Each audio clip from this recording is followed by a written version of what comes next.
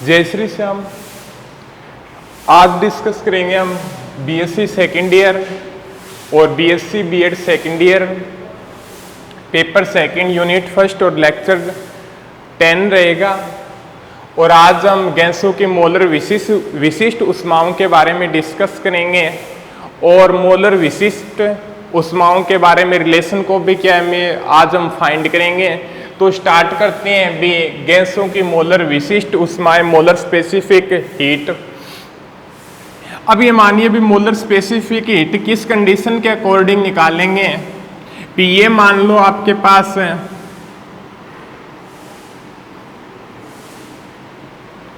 ये कोई सिलेंडर है जिसके ऊपर क्या है भी पिस्टन लगा हुआ है और इसके अंदर क्या होती है भी N मोल गैस भरी हुई है। N मोल गैस क्या है भी भरी हुई है। और जब इसको क्या है भी Q ऊष्मा दी जाती है, जब सिलेंडर को क्या है भी Q ऊष्मा दी जाती है तो ताप क्या होता है भी डेल T क्या हो जाता है भी बढ़ जाता है। भी मान लीजिए भी कोई सिलेंडर है उसके अंदर N मोल गैस भरी हुई है और जब उसको क्या भी Q ऊष्मा दी जाती है तो उसका ताप क्या हो जाता है भी डेल T बढ़ जाता है। अब क्या होता है भी जो ताप डेल T बढ़ता है, दूसरी बात ये बताता है भी उसको जो सिलेंडर को जो ऊष्मा दी जाती है वो दो तरीकों से दी जा सकती है। एक तो फर्स्ट तरीका बताता है भी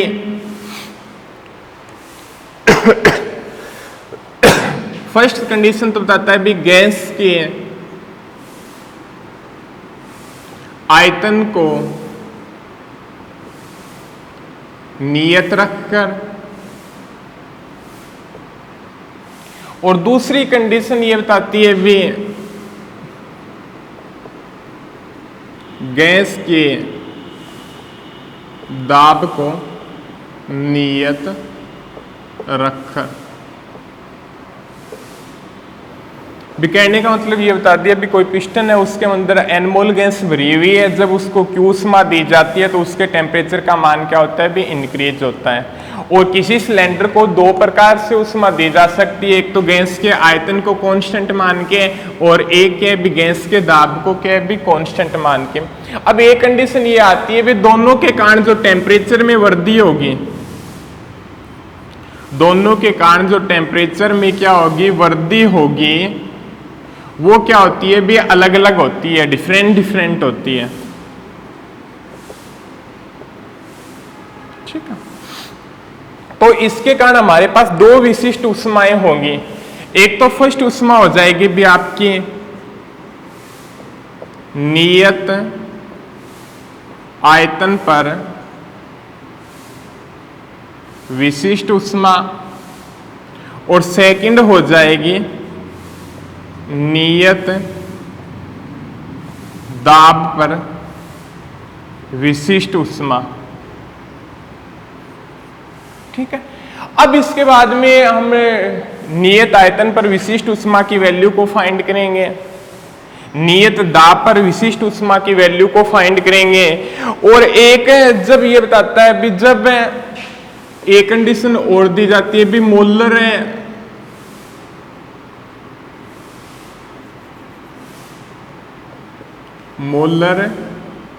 विशिष्ट ऊष्मा भी जब गैस या एक मोल गैस को नियत रखा जाता है, जब क्या होता है भी एक मोल गैस को नियत रखा जाता है और वहां से जो ऊष्मा प्राप्त होगी या जो ऊष्मा दी जाती है, या एक मोल गैस के लिए जो ऊष्मा प्राप्त होगी या जो ऊष्मा दी जाती है उसको बोलते हैं भी मोलर विशिष्ट ऊष्मा।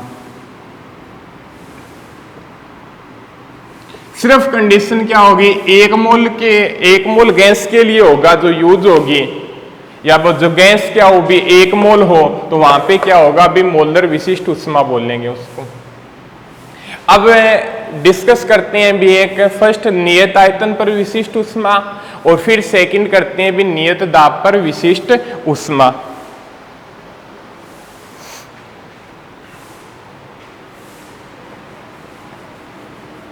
अब देखिएगा जो फर्स्ट क्या होगी भी अपनी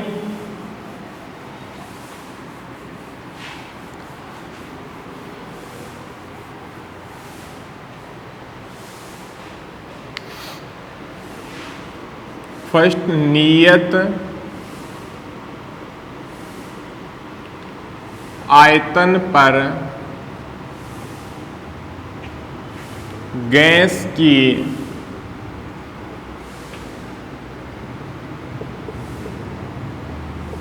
मोलर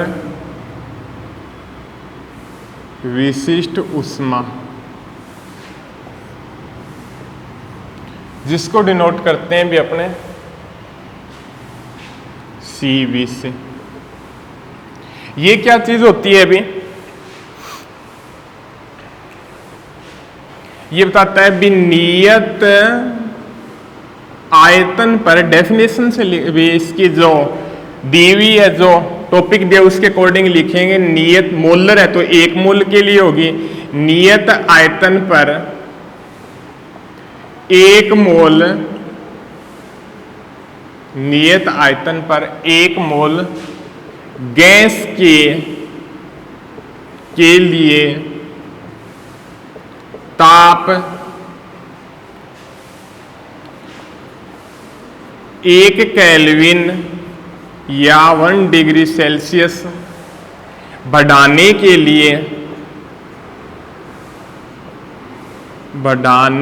लिए जितनी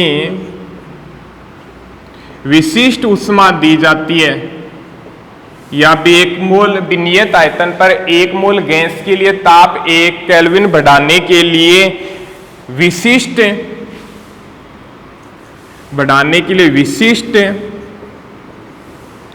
ऊष्मा की मात्रा, या लिख दो आवश्यक विशिष्ट ऊष्मा की मात्रा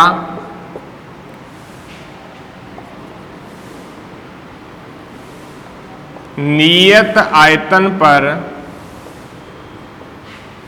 मोलर विशिष्ट ऊष्मा के बराबर होती है।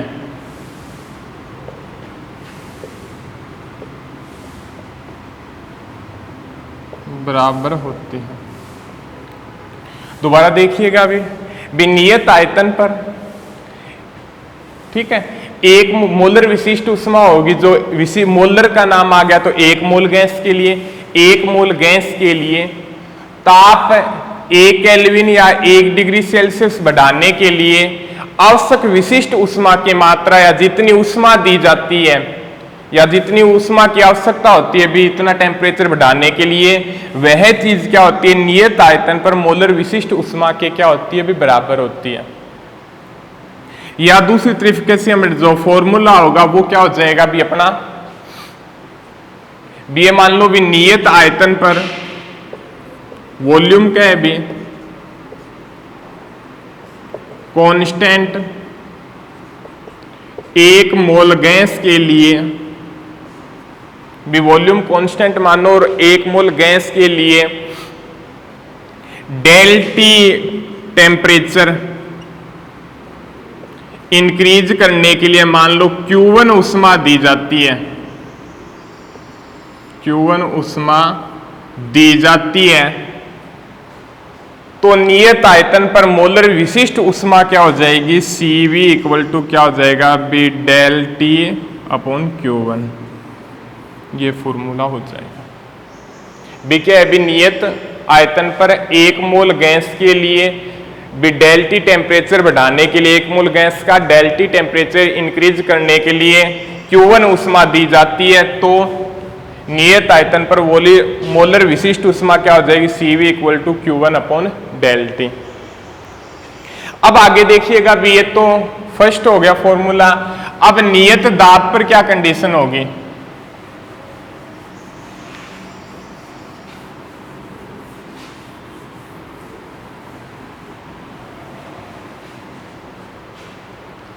उसको हम लिख सकते हैं भी नियत दाब पर गैस की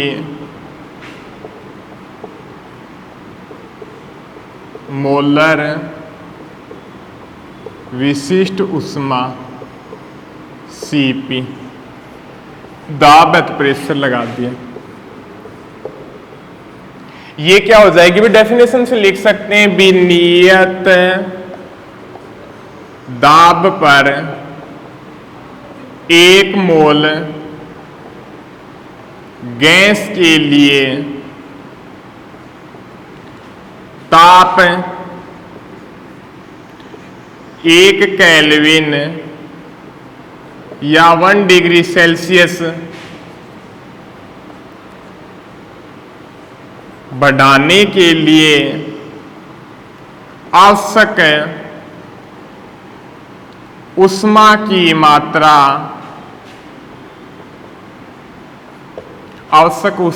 मात्रा नियत दाब पर गैस की मोलर विशिष्ट ऊष्मा के बराबर होती है।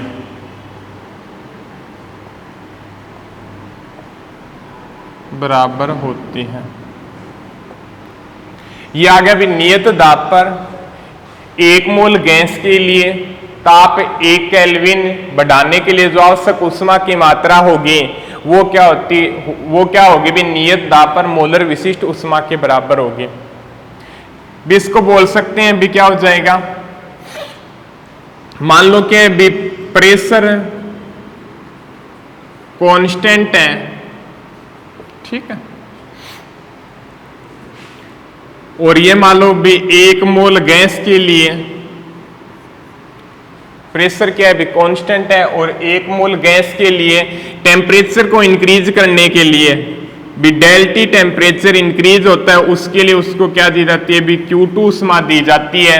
तो इसका फॉर्मूला क्या हो जाएगा भी Cp इक्वल टू क्या हो जाएगा भी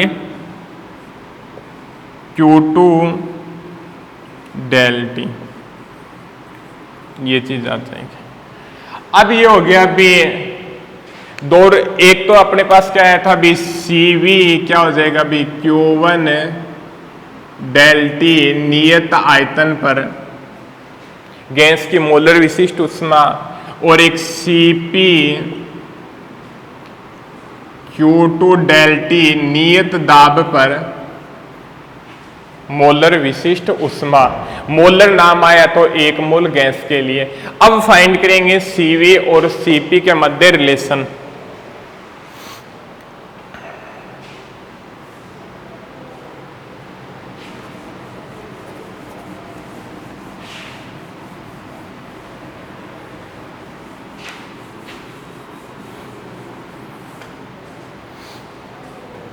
अब क्या होगा फिर रिलेशन बिटवीन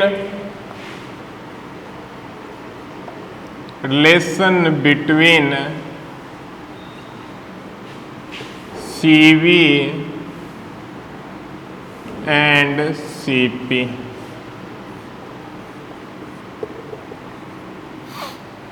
रिलेशन क्या होगा भी Cv और Cp के मध्य, वो हम फाइंड करेंगे।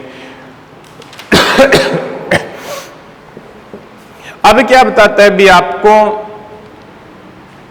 भी जब 2 कंडीशन मानना है भी, एक बार तो गैस के आयतन को कांस्टेंट करते हैं और फिर एक बार गैस के दाब को कांस्टेंट करते हैं, फिर रिलेशन को हम क्या है भी फाइंड करेंगे। भी जब 1 मिनट रुकेगा, भी जब गैस का आयतन, भी जब ये बताता है भी गैस का आयतन क्या होता है भी नियत रखा जाता है, भी क्या बताता है भी जब गैस का आयतन नियत रखा जाता है तब उस गैस को दी गई ऊष्मा Q1, भी जब गैस का वॉल्यूम क्या होता है भी को नियत रखा जाता है तब उस गैस को दी गई ऊष्मा Q1 उसकी आंतरिक ऊर्जा में वृद्धि करती है, आंतरिक ऊर्जा में वृद्धि करती है। और या आंतरिक ऊर्जा में वृद्धि क्या होती है, टेम्परेचर के समानुपाती होती है, टी टेम्परेचर। तो यहाँ पे लिख सकते हैं फॉर्मूले को, ये भी पढ़ चुके हैं भी अपने, क्या होता है भी डी क्यू इक्वल टू क्या होता है भी D U plus D W.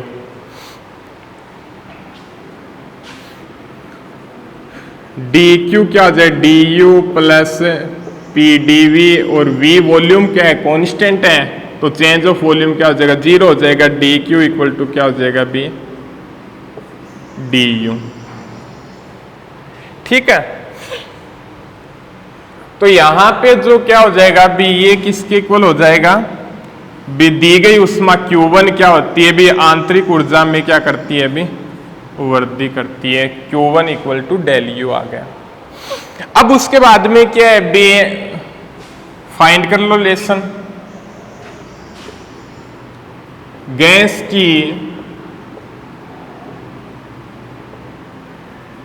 की आंतरिक ऊर्जा या एक मोल गैस के लिए, सॉरी एक मोल गैस के लिए आंतरिक ऊर्जा, एक मोल गैस के लिए जो आंतरिक ऊर्जा होगी वो क्या हो जाएगी भी आपके 1/2 एफ आर टी। और यहां पे एफ क्या है भी, ये कल रिलेशन फाइंड किया है हमने, एफ क्या है भी, डिग्री ऑफ फ्रीडम। ये रिलेशन क्या है भी, हम कल फाइंड कर चुके हैं भी 1/2 एफ आर टी। अब क्या है भी, जो रिलेशन ये फाइंड किया था भी, Q1 equal to del you होता है। ठीक है, और ये क्या होता है भी, U इक्वल टू होता है, आंतरिक ऊर्जा को U से डिनोट करते हैं, तो यहां से डेल U क्या आ जाएगा 1/2 एफ आर डेल टी, और ये क्या हो जाएगा भी 1/2 एफ आर डेल टी, और यहां से CV क्या आ जाएगा भी आपका, लिख सकते हैं भी Q1 अपॉन डेल टी होता है। Q1 क्या होता है भी del U upon del T होता है, और डेल U क्या होता है भी 1/2 F R del T upon del T से डेल टी कैंसिल हो गया, ये क्या जाए 1/2 एफ आर। तो CV की वैल्यू हमारे पास क्या आ जाती है भी 1/2 एफ आर हमारे सामने प्राप्त होती है। तो यहां पे लिख देंगे CV क्या हो जाएगा भी 1/2 एफ आर। एक ये चीज फाइंड हो गई। अब देखते हैं भी, ये तो गैस के आयतन को नियत रखा जाता है तो उस टाइम की कंडीशन प्राप्त होती है। अब यदि गैस के दाब को नियत रखा जाए,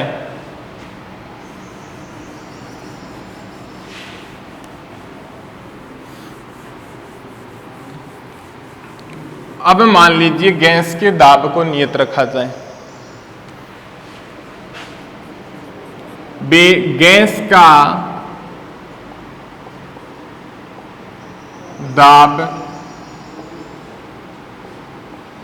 नियत रखा जाता है, तो उस कंडीशन के अंदर क्या अभी हमारे पास क्या प्राप्त होगा, जब भी गैस का दाब नियत रखा जाए तब उसको ऊष्मा दी जाती है। भी जब उसको क्या है भी दाब पे Q2 देते हैं, जब उसको क्या है भी Q2 ऊष्मा दी जाती है, तो Q2 ऊष्मा का जो उपयोग करता है, एक तो करता है भी गैस का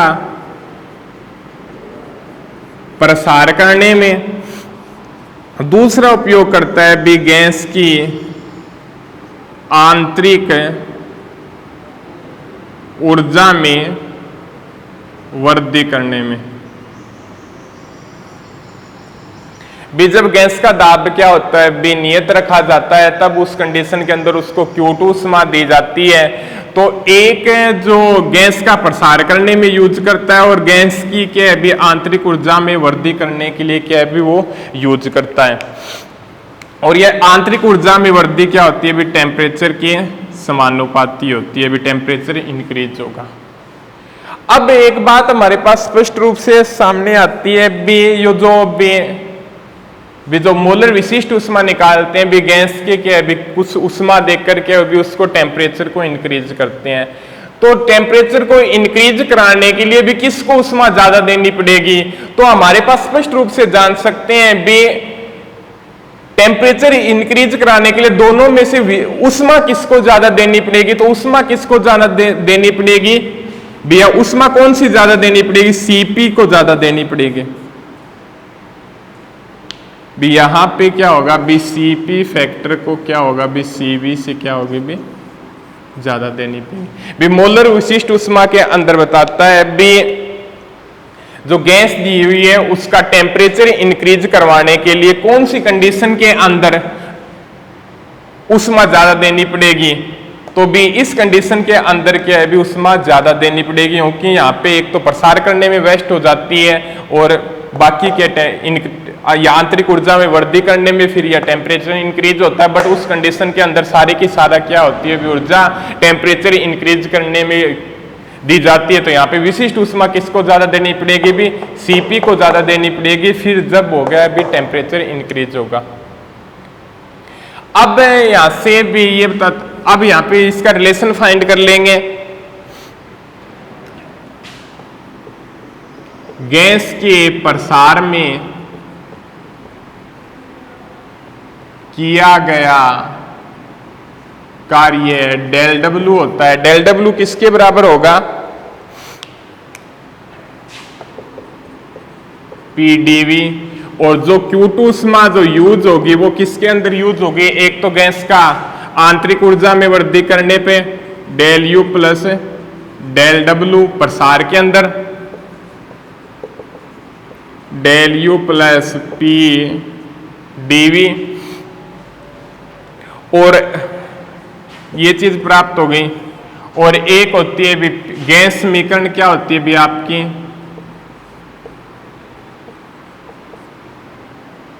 PV equal to R T, तो ये P del V R del T हो जाएगा। तो यहां से जो Q2 हो जाएगा वो आपका क्या हो जाएगा B D U plus R del T हो जाएगा। भी गैस के प्रसार में किया गया कार्य क्या हो जाएगा बी पी डेल वी हो जाएगा। Q2 क्या होता है भी उष्मा दी जाती है तो कुछ उष्मा तक है उसकी आंतरिक ऊर्जा में वृद्धि करने में चली जाती है, और कुछ उष्मा क्या है भी उसके प्रसार करने में भी चली जाएगी। ठीक है, तो यहाँ पे जो प्रसार होगा वो पी डेल वी के बराबर होगा, और गैस समीकरण से पी डेल वी को क्या भी आर डेल टी में चेंज कर लेंगे, पी वी इक्वल टू है आर टी के अकॉर्डिंग। अब क्या है बी सीपी की वैल्यू क्या आ जाएगी भी आपकी Q2 डेल टी। Q2 की वैल्यू क्या है भी आपकी D U plus R del T upon del T.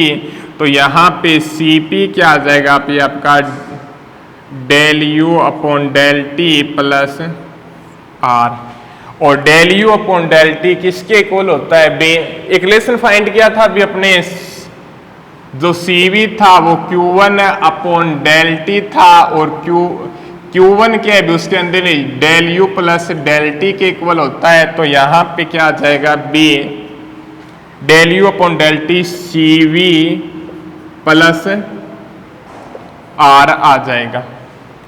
ठीक है, तो यहां से जो रिलेशन फाइंड होता है भी उसको साफ कर देते हैं यहां से।